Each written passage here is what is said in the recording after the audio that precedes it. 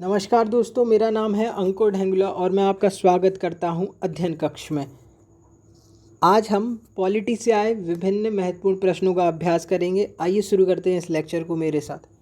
पहला प्रश्न देखते हैं दोस्तों, सुप्रीम कोर्ट के न्यायाधीशों को शपथ कौन दिलाता है? दोस्तों इसका सही जवाब है ऑप्शन बी, भारत का मुख्य न्यायाधीश सुप्रीम कोर्ट के अन्य न्यायाधीशों को शपथ दिलाता है। और भारत के मुख्य न्यायाधीश को कौन दिलाता है? राष्ट्रपति।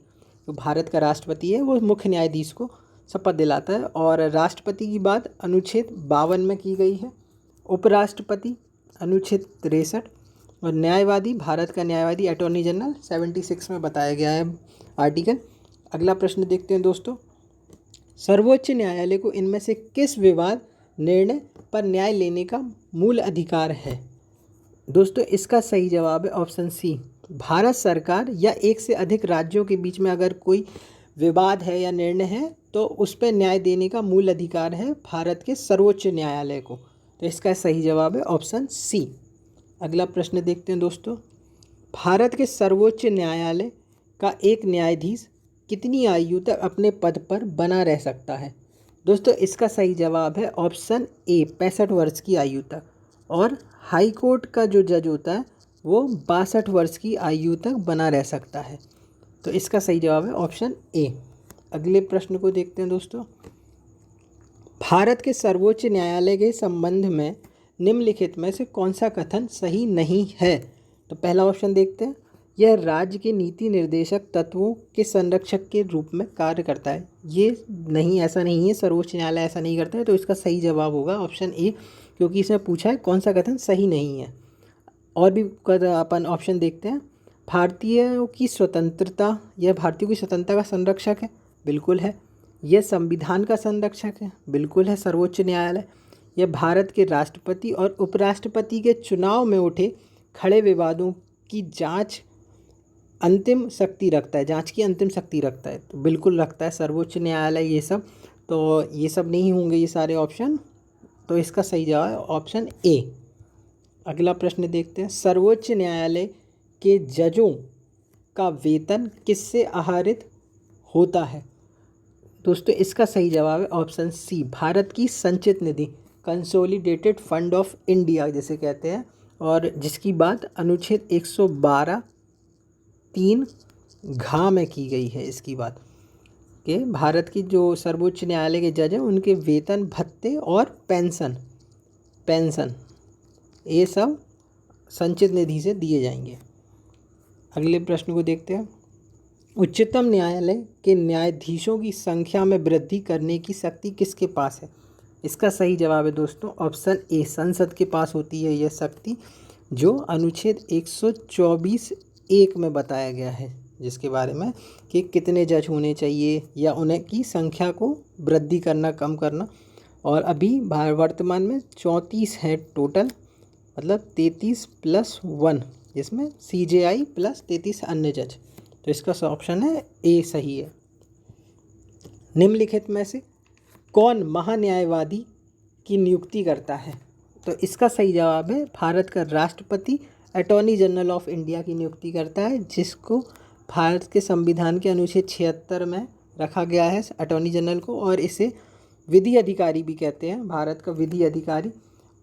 अटॉर्नी जनरल भारत के किसी भी न्यायालय में सुनवाई कर सकता है या भारत सरकार का प्रतिनिधित्व कर सकता है, और संसद में किसी भी सत्र में सुनवाई कर सकता है, लेकिन वोट डालने का अधिकार अटॉर्नी जनरल के पास नहीं होता है। और इसका सही जवाब है ऑप्शन ए, राष्ट्रपति नियुक्ति करता है।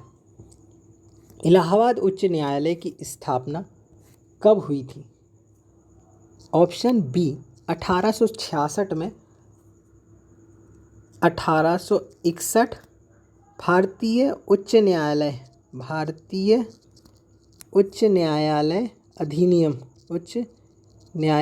अधिनियम एक्ट 1861 के तहत इलाहाबाद उच्च न्यायालय की स्थापना हुई थी। ऑप्शन बी सही जवाब। कौन सा अधिकार सर्वोच्च न्यायालय को प्राप्त है? इनमें से कौन सा अधिकार सर्वोच्च न्यायालय को प्राप्त है? राजनैतिक पुनर्निरीक्षण, न्यायिक पुनर्निरीक्षण, कानूनी पुनर्निरीक्षण या उपरोक्त सभी? तो दोस्तों इसका सही जवाब है ऑप्शन बी, न्यायिक पुनर्निरीक्षण, जिसके बारे में अनुच्छेद 137 में बताया गया है कि सर्वोच्च न्यायालय पुनर्अवलोकन का अधिकार है कि किसी भी विवाद पर या कुछ भी होता है तो उस पर पुनर्विचार या पुनर्अवलोकन कर सकता है। यह अधिकार सर्वोच्च न्यायालय के पास है। ऑप्शन बी सही जवाब होगा इसका। अगला प्रश्न देखते हैं। उच्च न्यायालय के मुख्य न्यायाधीश की नियुक्ति किसके द्वारा की जाती है? दोस्तों इसका सही जवाब है ऑप्शन ए, भारत के राष्ट्रपति द्वारा उच्च न्यायालय के मुख्य न्यायाधीश की नियुक्ति की जाती है, और जो अनुच्छेद 217 में बताया गया जिसके बारे में, तो इसका सही जवाब है ऑप्शन ए। बंदी प्रत्यक्षीकरण एक रिट न्यायालय के आदेश के रूप में है इनमें से, तो आइए ऑप्शन देखते हैं। बंदी को 1 महीने के अंदर न्यायालय में पेश करना, नहीं ये गलत है ऑप्शन।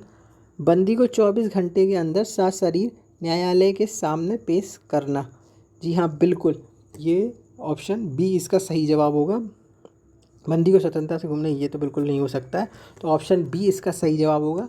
भारत के संविधान के अनुच्छेद 32 में और सुप्रीम कोर्ट जा सकते हैं, और 226 के तहत हाई कोर्ट जाने का अधिकार है। और भारत के संविधान ने हमें 5 तरह की रिट प्रदान की हैं, जो है बंदी प्रत्यक्षीकरण, परमादेश, प्रतिषेध, उत्प्रेषण और अधिकार प्रेष्ठा। ये 5 तरीके की रिट प्रदान की गई हैं, जिसके द्वारा आप सीधे सुप्रीम कोर्ट और हाई कोर्ट में जा सकते हैं। इसका सही जवाब होगा ऑप्शन बी।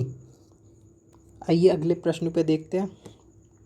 किस राज्य में विधानसभा के सदस्य की संख्या सर्वाधिक है? दोस्तों इसका सही जवाब है ऑप्शन ए, उत्तर प्रदेश। इसका तो आप सभी लोग जानते होंगे कि उत्तर प्रदेश में सबसे ज़्यादा विधानसभा सीटें हैं, 403। मध्य प्रदेश में बता देता हूँ 230। राजस्थान में दोस्तों 200 सीटें, एक बार चेक कर लेना, जहाँ तक 200 ही है एक बार आप चेक कर लीजिएगा। बिहार में 243 सीटें हैं विधानसभा की। इसका सही जवाब है ऑप्शन ए, उत्तर प्रदेश। अगला प्रश्न देखते हैं दोस्तों। भारतीय राज्यों में राज्यपाल की नियुक्ति कौन करता है?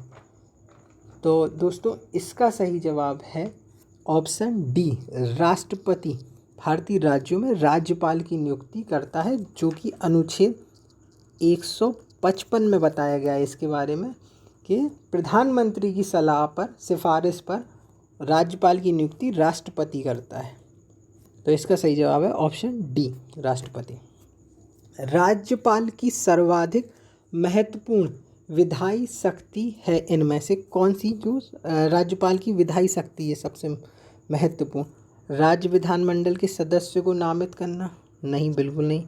अध्यादेश जारी करना, जी हाँ इसका सही जवाब है ऑप्शन बी, अध्यादेश जारी करना।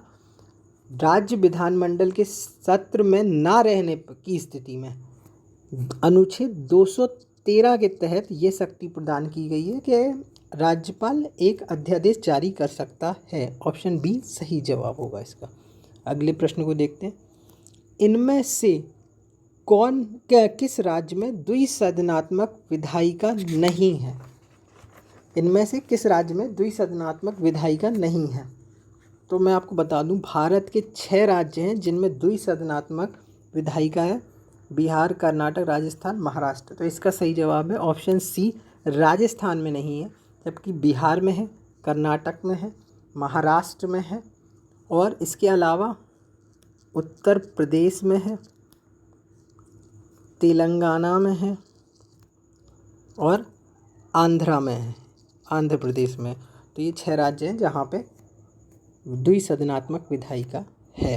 तो इसका सही जवाब है ऑप्शन सी। अगले प्रश्न पे आते हैं। किस वर्ष में सिक्किम भारत का 22वां राज्य बना? दोस्तों इसका सही जवाब है 1975 में सिक्किम भारत का 22वां राज्य बना, और जिसके बाद सिक्किम को भारत के 22वें राज्य का दर्जा मिला, और ये इसका सही जवाब होगा ऑप्शन बी, 1975। और हाँ, ये जो हुआ था वो संविधान के 36वें संविधान संशोधन के द्वारा बना था। ये एक महत्वपूर्ण पॉइंट है कि किस संविधान संशोधन के द्वारा बना था, तो 36वां संविधान संशोधन था। तो इसका सही जवाब है ऑप्शन बी। विधान परिषद का सदस्य बनने के लिए निर्धारित न्यूनतम आयु कितनी होती है? तो जो विधान परिषद का अगर सदस्य बनना है तो उसके लिए 30 वर्ष निर्धारित की गई है। और इसके बारे में अनुच्छेद 173 खा में ये बताया गया है कि 130 वर्ष होनी चाहिए, और विधानसभा का चुनाव लड़ने के लिए 25 वर्ष की आयु होना चाहिए। तो इसका सही जवाब है ऑप्शन बी, 30 वर्ष। अगले प्रश्न को देखते हैं। विधानसभा के दो सत्रों के बीच का अंतराल कितने समय का होता है? 2 सत्रों के बीच 6 महीने से ज़्यादा का नहीं होना चाहिए। तो इसके बारे में बताया गया 174 में, अनुच्छेद 174 में बताया गया कि 6 माह से अधिक का अंतराल नहीं होना चाहिए। 6 माह के अंदर दो सत्र होने चाहिए, कुल मिला के ये है। तो इसका सही जवाब है ऑप्शन ए। भारत में सर्वप्रथम सामान्य चुनाव आयोजित हुए थे किस वर्ष में? तो इसका सही जवाब है ऑप्शन सी, 1951 और 51 में, जो कि पहला निर्वाचन वर्ष था। और 13 मई, शायद इसकी डेट है 13 मई 1952 को लोकसभा का पहला अधिवेशन शुरू हुआ था। चुनाव के बाद 1952 में पहला जो अधिवेशन हुआ था वो 13 मई 1952 को हुआ था। तो इसका सही जवाब है ऑप्शन सी, 51 और 52 में। अगला प्रश्न देखते हैं। निम्नलिखित में से किसे कानूनी अधिकार होता है? सॉरी दोस्तों, योजना आयोग, निर्वाचन आयोग, वित्त आयोग या संघ लोक सेवा आयोग? तो दोस्तों इसका सही जवाब है निर्वाचन आयोग को कानूनी अधिकार प्राप्त है। बकाया कि ये जितनी भी संस्थाएं ये गैर संवैधानिक संस्थाएं हैं। तो इसका सही जवाब है बी, ऑप्शन बी, निर्वाचन आयोग। तो थैंक यू दोस्तों, ये था आज का लेक्चर। हम मिलेंगे अपने अगले लेक्चर में। अगर आपको लेक्चर अच्छा लगा हो तो चैनल को सब्सक्राइब करें, वीडियो को लाइक करें, कमेंट करें और अपने दोस्तों के साथ शेयर ज़रूर करें। धन्यवाद, नमस्कार।